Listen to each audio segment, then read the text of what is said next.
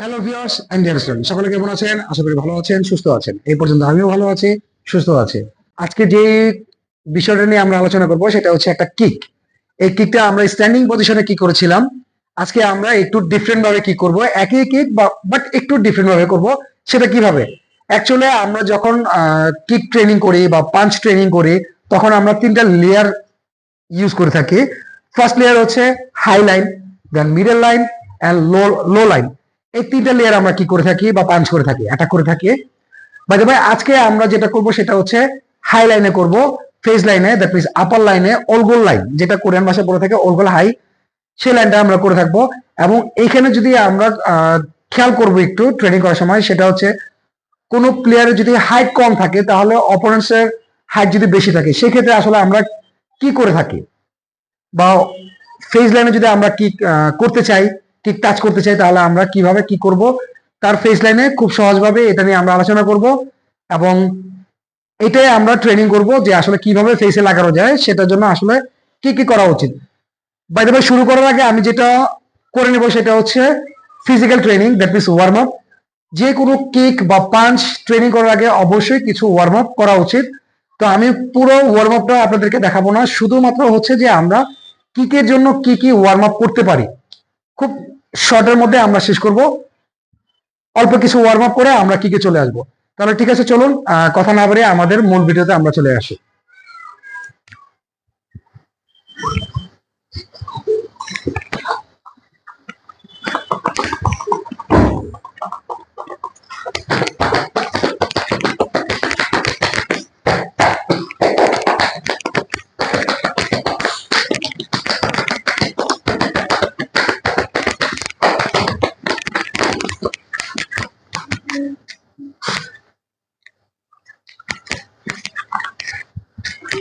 প্রথমে আমরা nerve active গুলো করে নিব পায়ের,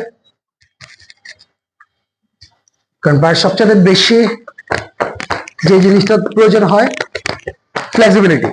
ফ্লেক্সিবিলিটি অবশ্যই আমরা কি করে নিব। ফ্লেক্সিবিলিটি ছাড়া কখনোই আমরা কোনো কিক করার চেষ্টা করব না, এতে লিগামেন্ট বা মাসল পুল করার সম্ভাবনা অনেক বেশি থাকে। যাদের বয়স একটু কম বয়সে হয়ে থাকে, তাদের আসলে আরো অল্প ওয়ার্ম আপ করলেও তারা কিক করতে পারবে, লিগামেন্ট বা পেশিগুলো টান খাবে না বা পুল করবে না। বাট আমরা যারা 35 বা 40 এজে আসি, ওদেরকে অবশ্যই অবশ্যই এই ওয়ার্ম আপ গুলো করা উচিত। এটা অ্যাকচুয়ালি সকলেরই করা উচিত। First, banding. ব্যান্ডিং একটা জিনিস আমরা খেয়াল রাখবো, যে যখনই আমরা নিচে ফ্রন্ট ডাউন হব, ব্যান্ডিং করব, ঠিক তখন ব্রিদিং এক্সেল, দম ছাড়বো। যখন আসবো অবশ্যই যেন ব্যাকবোন সোজা থাকে। জাস্ট 5টা 6টা কাউন্ট করে নিলাম, then left leg up, again bending, ankle করে নিব, অপোজিট লাইন, তো নিজের করে নিব। নিজেরটা অবশ্যই একটা জিনিস খেয়াল করতে হবে, শুধু এরকম নাড়ালে হবে না, এটা যেন স্ট্রেইট হয়, তাহলে এই পয়েন্টটাতে এসে ফ্রি হবে। জাস্ট লেগস আপ,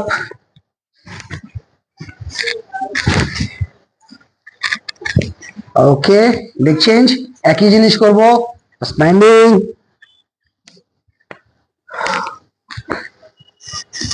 অ্যাঙ্কেল, নি, legs up,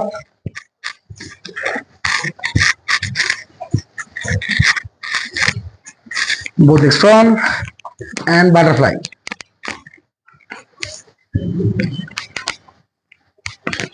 কিছুক্ষণ শেক করে নিব, যতটুকু আমার প্রয়োজন মনে হয়, যার যার নিজের মতো করে নিব।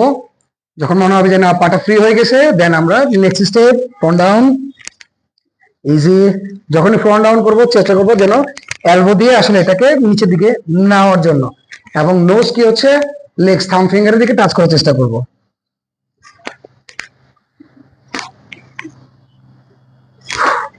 ঠিক যখন এটাও মনে হবে যে না ওকে এটা ফ্রি হয়ে গেছে, then next step both legs both side, দুই পা দুদিকে খুলে দেব, যতটুকু যায়। পুরোটা খুলতে হবে নট নেসেসারি, যতটুকু যায় আমার পা ফ্রি করার জন্য যতটুকু দরকার হয়। Left side bending, right side bending, again, again right side, and middle একটু ব্যান্ডিং করে নিব। দেন এখানে যে জিনিসটা আমরা করব, অ্যাটলিস্ট 10 সেকেন্ড এলবো টাচ করে এখানে হোল্ড করে রাখবো 10 সেকেন্ড।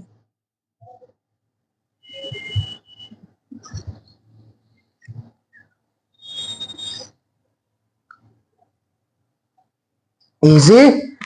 জাস্ট এখান থেকে কি করব, ক্লোজ। এবার হাতের উপরে চলে আসবো, দ্যাট মিনস নির উপরে চলে আসবো। ফার্স্ট বাম পা থেকে স্টার্ট করব, খুলে দেবো যতটুকু যায়, স্ট্রেচিং। কি করার জন্য খুব ভালো একটা পন্থা, খুব সহজে করে নিতে পারবো। দেন লেগ চেঞ্জ, যতটুকু যায়, প্রেসার যতটুকু যায়, সেম লেগ চেঞ্জ। এবার কি হচ্ছে, একটা খুলে ছিল আর একটা ফোল্ড ছিল, দ্যাট মিনস নি টাচ ছিল। এবার এটাকে তুলে দেব যতটুকু যায়, জাস্ট চেঞ্জ, বডি টার্ন,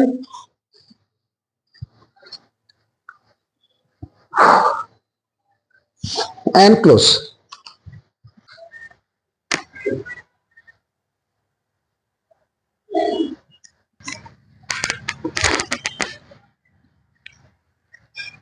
এটা খুব ভালো একটা এক্সারসাইজ। পা ফ্রি হচ্ছে, আমাদের বডির যে সাইডের ফ্যাট গুলো হয় ওটাও অনেকটা কমে আসবে। যখন আমাদের সাইড স্ট্রেচিং গুলো হয়ে যাবে বা সিটিং স্ট্রেচিং গুলো হয়ে যাবে, দেন আমরা লেগ সুইং করে নেব কিছু। First slow, both legs, right legs, left leg, right legs. Okay, যখন এটা হয়ে যাবে ঠিক তখন আমরা ট্রাই করবো একটু ফাস্ট এবং উপরে করার জন্য।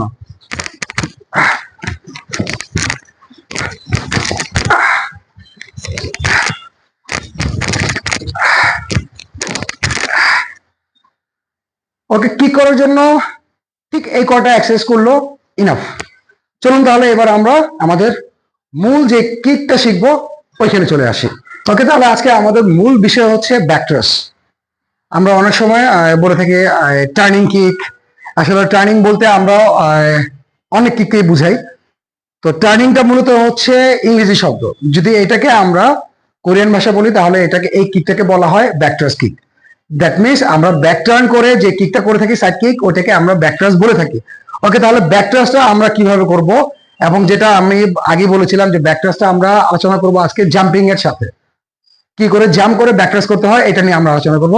তাহলে ফার্স্ট বেসিক আমরা যেটা করব, প্রথমেতে আমরা কি জাম্প বা কিক দুটো একসাথে করব না। আমরা ডিসাইড করে নিব যে আমরা আগে জাম্পটা ঠিক করব।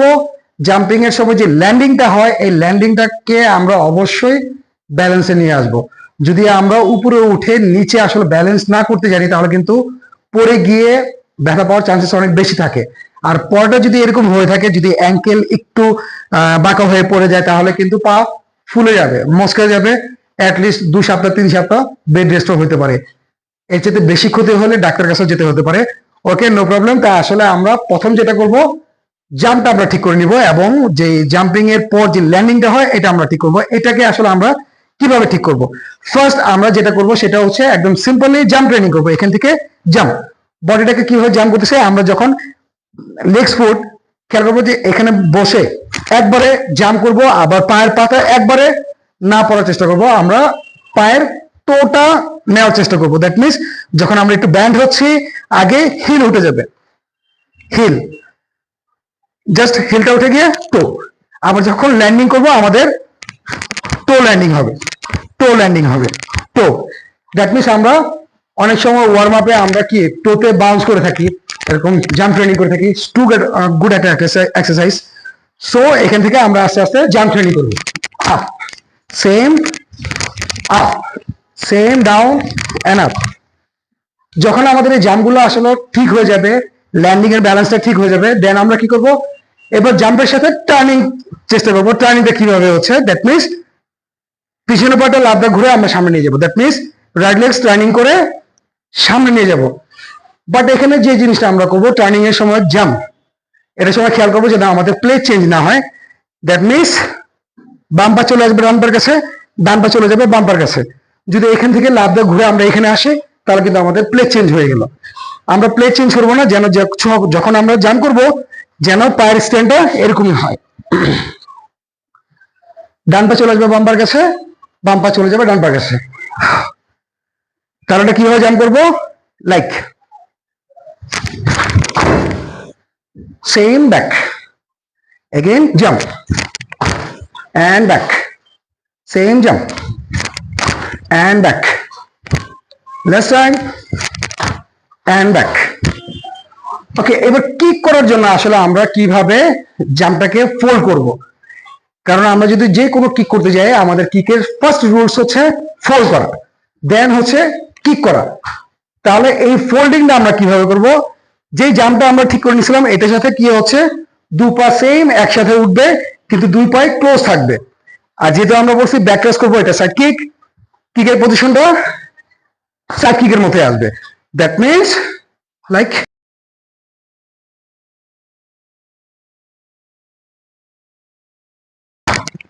Back, same